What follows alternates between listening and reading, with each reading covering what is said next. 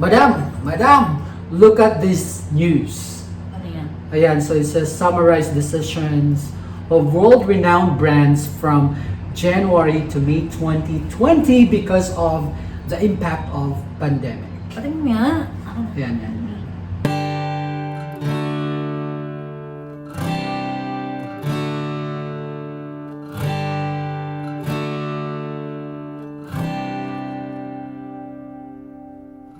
Welcome to Conversation with you.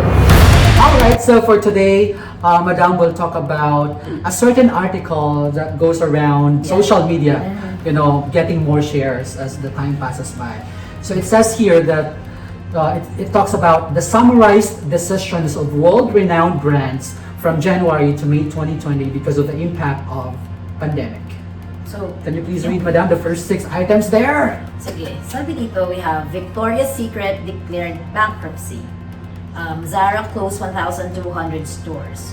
La Chapelle withdraws 4,391 stores. Chanel was discontinued.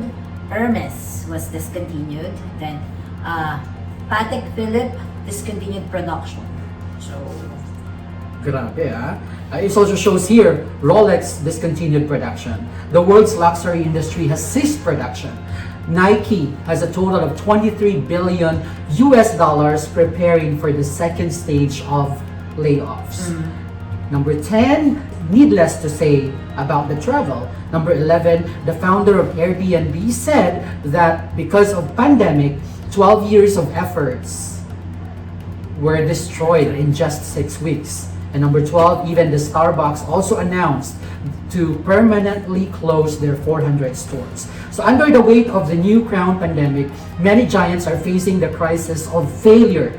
5 months of pandemic were in debt and tens of thousands of companies went bankrupt. So the company was seriously replaced. If your company is still there and there are no pay cuts or layoffs, please treat your company well, because they still insist on carrying all the tests that you cannot see. And humans are facing the pandemic that cannot be controlled. The second half of 2020 is the challenge of corporate strength.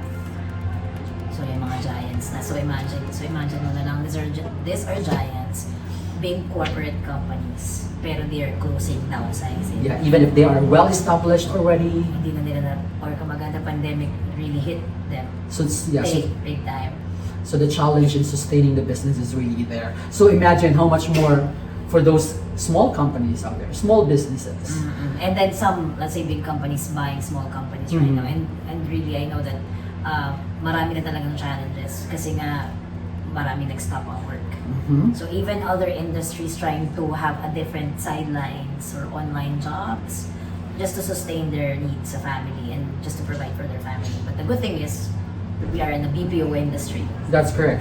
But before we move on to our industry, I'd like to discuss first about what our country, the Philippines, our government has done to its people.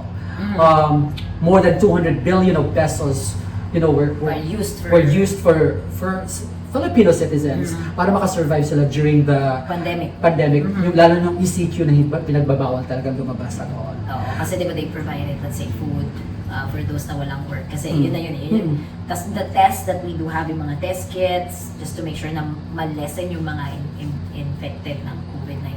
So, they shell out a lot of money already. For relief goods, diba?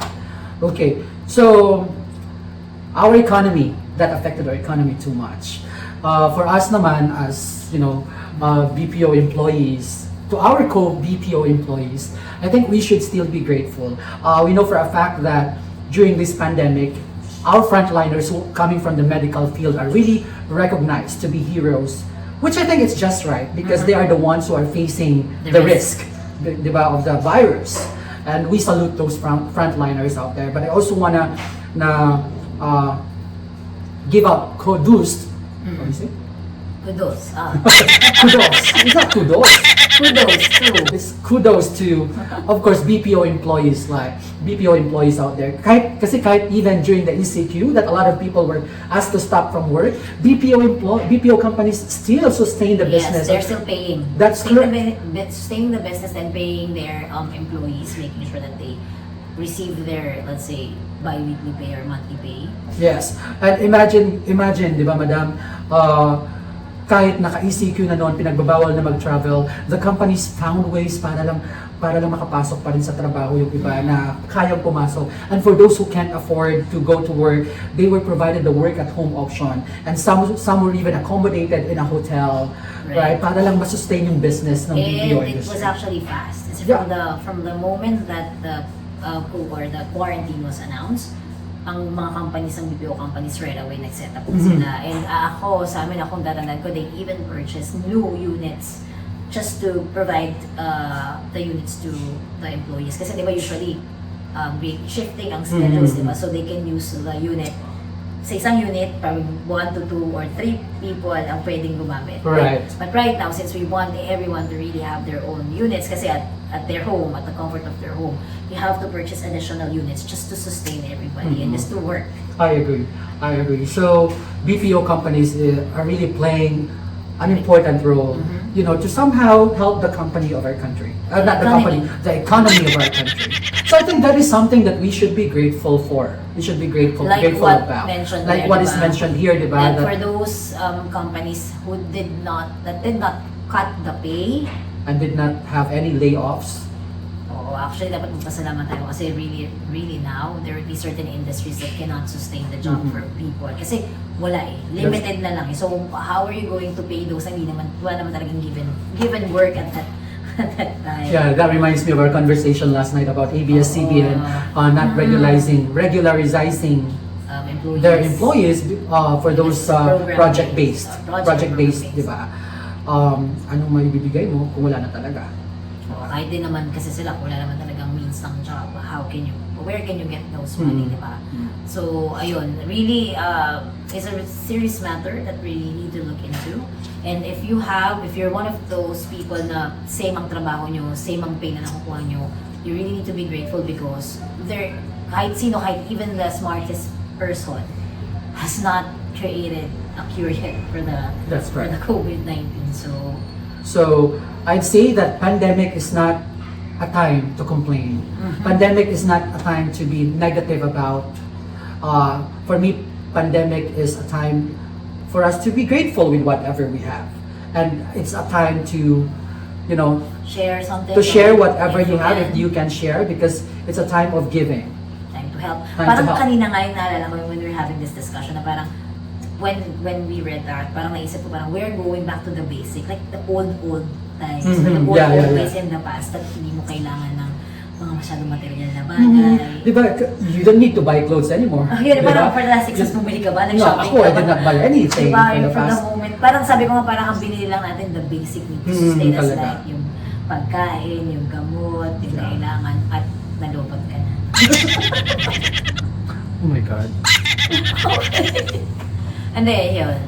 But for me, what I've learned about that topic is really to be grateful that even if you are at the top, it's not a guarantee that you can surpass this. Kasi if there's no treat for any kind of disease or virus, wala not even like your money. Right. So, during this pandemic, it's just right that we do our part as a Filipino citizen. If you don't have job or anything that you can share with others, the best thing that you can do is just stay at home as much as possible. That's the greatest contribution you can have for the country and of course for the world as a whole. For those who are capable of helping others, let's do our part to help others. Alam mo ako personally, di ba, with our live games, kasi with live games, we get to share some prizes there kasi marami nagpipilian na mga kababayan natin, kailangan pambili ng gatas ng baby nila, pambili ng bigas, alam mo yun. So, ang dami talaga naghihirap. Even a single peso that you can share with others, that means a lot. That means a lot. So, I encourage everyone out there who can share, who are capable of sharing, please do so. This is the right time to do it. Yes, and let's really hope that as we go along, that there will be that we should put a stop in this pandemic. That's correct. We really have to pray hard that this will end very, very soon. Because if not, the fear, for me, the fear is there. But if this really continues, let's not focus on the fear, but let's focus on how we can make our lives feel better. Or what else can we do right now para at least we can put solution to whatever challenges that we have. That is correct. And of course, that's it, Madam.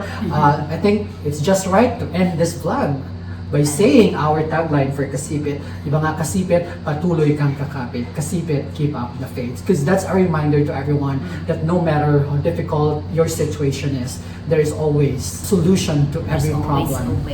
There's always a way to recover from whatever situation you are in. So yun lang mga Kasipit, and you, Madam? And that's it for me. Okay, magandang usapan ulit to, and see you all again mga Kasipit on our next topic, on our next conversation. If you are first timer on this vlog, please subscribe and hit on the notification bell for you to be notified on our upcoming videos.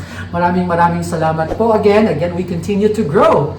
Okay, we are getting more subscribers every day. Maraming salamat. And see you all again on the next episode of our Conversation with You.